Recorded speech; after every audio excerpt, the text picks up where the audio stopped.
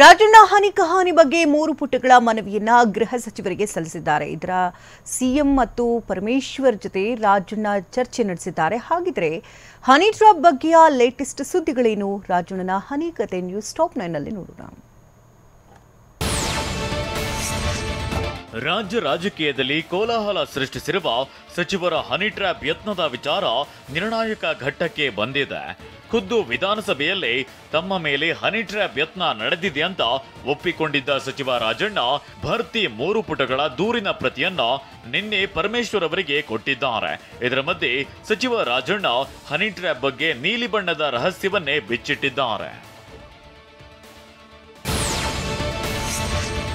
Honey trap ಬಗ್ಗೆ ಕೆಲವು ಸುಳಿವನ್ನ ಬಿಟ್ಟುಕೊಟ್ಟ ರಾಜಣ್ಣ ದೂರು ನೀಡಲೇಬೇಕು ಅಂತ ತೀರ್ಮಾನ ಮಾಡಿದ್ರು.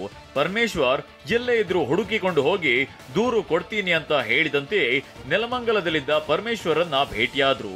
ತುಮಕೂರಿನಿಂದ ಬೆಂಗಳೂರಿಗೆ ಆಗಮಿಸಿದ ರಾಜಣ್ಣ ಟಿ ಬೇಗೂರು ಕಾಲೇಜಿನಲ್ಲಿರುವ ಪರಮೇಶ್ವರನ್ನ ಭೇಟಿಯಾದ್ರು. ಬಳಿಕ ಮಾತನಾಡಿ ನಿರ್ಧಾರ ತೆಗೆದುಕೊಳ್ಳುವುದು ಗೃಹ ಸಚಿವರಿಗೆ ಬಿಟ್ಟಿದ್ದು, ಹನಿ ಟ್ರ್ಯಾಪ್ಗೆ ಯತ್ನ ನಡೆದಿದ್ದು ನಿಜ, ಸಾಕ್ಷಿ ಎಲ್ಲಿಂದ ತಂದುಕೊಡ್ಲಿ ಅಂತ ಹೇಳಿದ್ದಾರೆ. ಹನಿ ಟ್ರ್ಯಾಪ್ ಪ್ರಕರಣ ಸಂಬಂಧ ಸಚಿವ ರಾಜಣ್ಣ ಸಿಎಂ ಸಿದ್ದರಾಮಯ್ಯ ಹಾಗೂ ಗೃಹ ಸಚಿವ ಪರಮೇಶ್ವರನ್ನ ಭೇಟಿ ಮಾಡಿದ್ದಾರೆ. ರಾಜಣ್ಣ ಭೇಟಿ ಬಳಿಕ ಕಾವೇರಿ ನಿವಾಸದಲ್ಲಿ ಸಿಎಂ ಸಿದ್ದರಾಮಯ್ಯರನ್ನ ಗೃಹ ಸಚಿವ ಪರಮೇಶ್ವರ್ ಭೇಟಿ ಮಾಡಿದ್ರು. ಪ್ರಕರಣದ ಬಗ್ಗೆ ಎಸ್ಐಟಿ ಅಥವಾ ನಿವೃತ್ತ ಜಡ್ಜ್ರಿಂದ ತನಿಖೆ ಮಾಡಿಸಬೇಕಾ ಅನ್ನೋ ವಿಚಾರ ಸೇರಿದಂತೆ ಹಲವು ವಿಚಾರಗಳ ಬಗ್ಗೆ ಸಿಎಂ ಜೊತೆ ಡಾಕ್ಟರ್ ಜಿ ಪರಮೇಶ್ವರ್ ಅರ್ಧ ಗಂಟೆಗೂ ಹೆಚ್ಚು ಕಾಲ ಮಾತುಕತೆ ನಡೆಸಿದ್ರು. ಸಚಿವ ರಾಜಣ್ಣಗೆ ಹನಿ ಟ್ರ್ಯಾಪ್ಗೆ ಯತ್ನ ಪ್ರಕರಣ ಸಂಬಂಧ ಗೃಹ ಸಚಿವ ಪರಮೇಶ್ವರ್ ಪ್ರತಿಕ್ರಿಯೆ ನೀಡಿದ್ದಾರೆ. ಈ ಬಗ್ಗೆ ಸದಾಶಿವನಗರದ ನಿವಾಸದಲ್ಲಿ ಮಾತನಾಡಿದ ಪರಮೇಶ್ವರ್, ಉನ್ನತ ಮಟ್ಟದ ತನಿಖೆ ಮಾಡಿಸುತ್ತೇವೆಂದು ಸಿಎಂ ನಾನು ಹೇಳಿದ್ದೆವು. ನನಗೆ ದೂರು ಕೊಡಲು ಆಗಲ್ಲ, ಕೇವಲ ಮನವಿ ಮಾತ್ರ ಸಲ್ಲಿಸಿದ್ದಾರೆ. ಯಾವುದೇ ದೂರನ್ನ ಪೊಲೀಸರಿಗೆ ನೀಡಬೇಕು.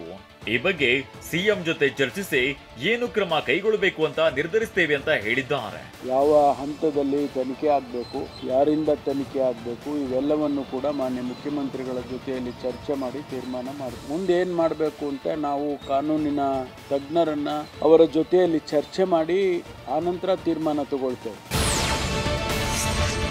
ಹನಿ ಟ್ರ್ಯಾಪ್ ಯತ್ನದ ಬಗ್ಗೆ ಮಾತನಾಡಿದ ರಾಜಣ್ಣ, ಬಂದಿದ್ದವರ ಹೆಸರು ಗೊತ್ತಿರಲಿಲ್ಲ, ಎಲ್ಲರೂ ಅಪರಿಚಿತರಾಗಿದ್ರು. ಮೊದಲ ಬಾರಿಗೆ ಒಬ್ಬ ಹುಡುಗ ಬಂದಿದ್ದ, ಬಳಿಕ 2 ಬಾರಿಯೂ ಇಬ್ಬರು ಬೇರೆ ಬೇರೆ ಹುಡುಗಿಯರು ಬಂದಿದ್ರು ಅಂತ ಮಾಹಿತಿಯನ್ನ ಕೊಟ್ಟಿದ್ದಾರೆ. ಹೀಗೆ ಹನಿ ಟ್ರ್ಯಾಪ್ಗೆ ಯತ್ನಿಸಲು ಅಪ್ರೋಚ್ ಮಾಡಿದ್ದು ಹೇಗೆ, ಎಷ್ಟು ಜನರಿದ್ರು, ಹುಡುಗಿಯರು ಎಷ್ಟು ಜನ ಇದ್ರು ಅನ್ನೋ ಸ್ಫೋಟಕ ಸಂಗತಿಯನ್ನ ಬಟಾಬಯಲು ಮಾಡಿದ್ದಾರೆ. ಎಷ್ಟು ಜನ ಬಂದಿದ್ರು ಅಂತ ಒಂದು ಮೆನ್ಷನ್. ಅದು ಮೊದಲನೇ ಸತಿ ಹುಡುಗ ಬಂದಿದ್ದವನು 2 ಸರಿ ಬಂದಾಗಲೂ ಅವನೇ ಕಾಮನ್. 2 ಸರಿ ಬಂದಾಗ ಹೆಣ್ಮಕ್ಳು ಬೇರೆ. ಸಚಿವ ರಾಜಣ್ಣ ತಮ್ಮ ಭೇಟಿಗೆ ಬಂದವರು ಯಾವ ಬಣ್ಣದ ಬಟ್ಟೆ ಧರಿಸಿದ್ರು ಅನ್ನೋದನ್ನ ಬಹಿರಂಗ ಪಡಿಸಿದ್ದಾರೆ.